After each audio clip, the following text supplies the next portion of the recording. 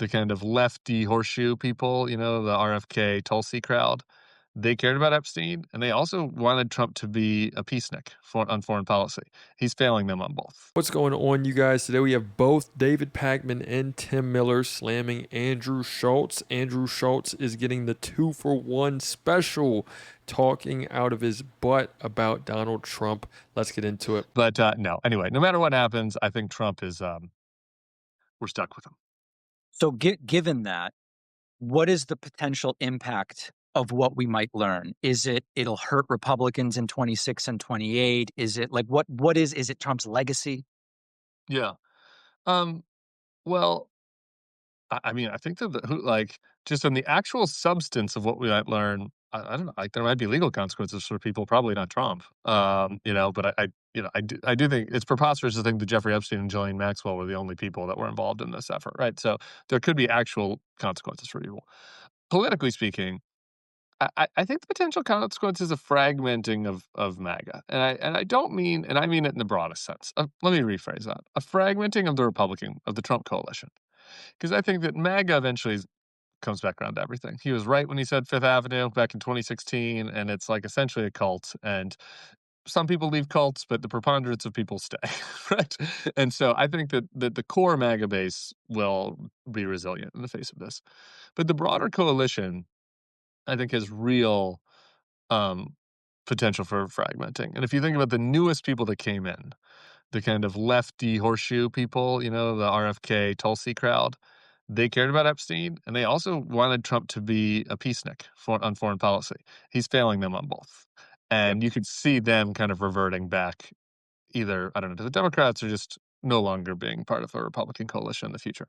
And then you have an even bigger group, which is more of the younger, non-ideological men who, for shorthand, we'll call the manosphere type people who went with Trump across races, black, brown, white, and who also are just looking at Trump and seeing him do this cover up and be like, this guy's a fucking politician like everybody else. Like, I didn't like him because I'm a conservative or I'm a MAGA nationalist. Like, I liked him because he seemed like he was not a politician. He was going to go in there and cause problems. And you can just already see the disillusionment. I know, like, you can see it in Rogan and Theo Vaughn Yep. and Andrew Schulz. Like, I don't like, and that is a significant part of his coalition. So I think that. I mean, you literally have Andrew Schulz saying, I didn't want this Donald Trump in office. I didn't think that he was going to just start wars and, make everything, doing this big, beautiful bill, helping out the rich. I didn't think that this was actually going to happen. I don't see how he didn't see that coming, given that Donald Trump is like, he's really see through for a lot of people. Like the people who fell for it, you can start to like, I don't want to judge them at all, but they do just seem like a little, not the best at critical thinking, I guess is the best way I could put it. But yeah, I mean, you have Andrew Schultz, Joe Rogan, all of them straight up just starting to backtrack on their decision. Political ramification of this. I don't know. What do you think?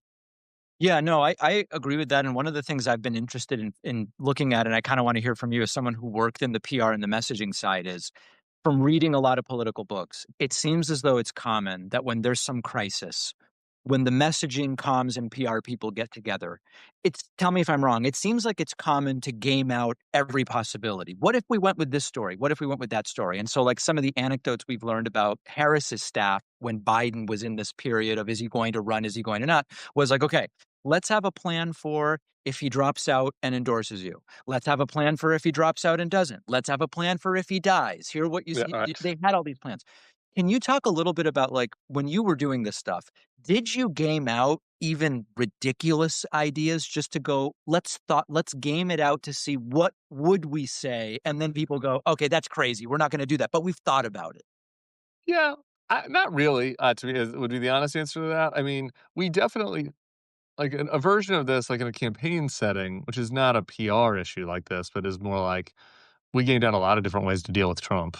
In 2016, that's the Jeb campaign, and like kind of crazy. Like, what if he does? What if he says this crazy thing on stage, right? Because like Trump himself is very unpredictable. But like most of these types of stories, like there aren't that many types of options. You got door A, which is you rip the Band-Aid off and tell do sunlight and tell the truth and say, guys, here it is, whatever, right? there's door B, which is like we're gonna stonewall and try to ride this thing out, and eventually people will stop caring and they'll care about something else, or give door C where we like give an excuse or an explanation that we hope right. Like that's kind of it. Like those are the options. Like this is a very unique case where it's like you don't even know what's in there. You know what I mean? Like I think back to Jeb and like he had like one example of this is kind of similar is Florida has a very open sunshine laws, and Jeb was a big emailer, so he emailed for there's 10 years of the emails, and we're like, who the fuck knows what's in there, right? And so like there was like a planning of like, what if he sent an email? You know what I mean? So that is, I guess, a more similar version to this. Just for some context, they're currently referring to just the different ways that Trump's PR team is handling this Epstein scandal. I mean, from what people are talking about, it's not quote unquote Trump that is wanting to cover up this entire situation. It's actually the CIA or the FBI, or it's all these different people that if Trump talks about it, he's going to be the one. It's going to the same thing is going to happen to him as it did to Epstein, even though Trump is the one who put Kash Patel in charge of the FBI. He's the one who is sort of calling the shots at this current moment and talking about Trump. So it's just he's the one that chose Pam Bondi. It's just different. It's a lot of different misdirection, and they're really playing off of the fact that his fans want to believe in him. His fans do not want to think of, oh, hey, I got duped by this guy, and he actually doesn't really stand for anything whatsoever. And but I don't even know if they can do that because this is all being driven by Trump. Yeah. Right? Like, there's no way that the strategy they've put forth would be the strategy that Susie Wiles and Chris LaCivita, like, have come up with, or the strategists or whatever. Like, Well, they're that's the just question of reacting when to what you Trump get posts. simultaneously the files don't exist and my name's in them, but only Yeah, because Comey put it in there. right. Yeah. I can't imagine that's Susie Wiles. Yeah, no. No. I think this is all Trump, and they're just kind of live reacting to the principle. So, luckily, I mean, they've been to the White House, so I guess not luckily for me, but, luckily, I never had any candidates that were just, like, randomly posting crazy shit, and I just had to figure out how to deal with it, so I think it's a unique Right. situation.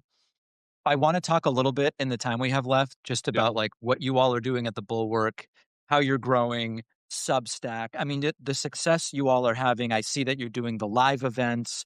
yeah. I don't even know what size team there is at this point, but, like, what would you say is the key thing that you've done that has allowed you to grow so quickly?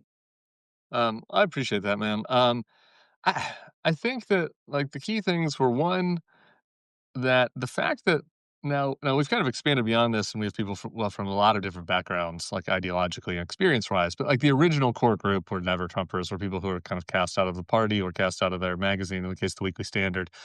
And I think because we were cast out of the party, because we didn't really have a realistic hope of getting back in, and because we didn't really think that the Democrats, like, it wasn't like a hope that I was gonna be comms director for Hillary Clinton or whatever in 2016. So, like, when this all started, it was like, we might as well just say what we really think.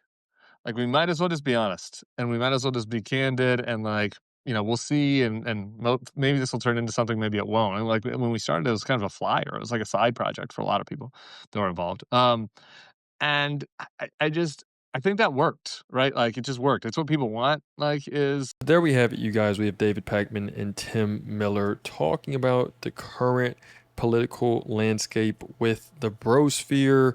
You have all of the different podcasters and people that are starting to, as Tim Miller said, get disillusioned with everything that's going on with Epstein, with Trump, just in general, all of the things that Trump is sort of, saying that he was going to do and now he's not doing it. We're only 9 months in, and it is getting pretty chippy out here. Let me know what you guys think in the comments. So it's another day in the progressive way.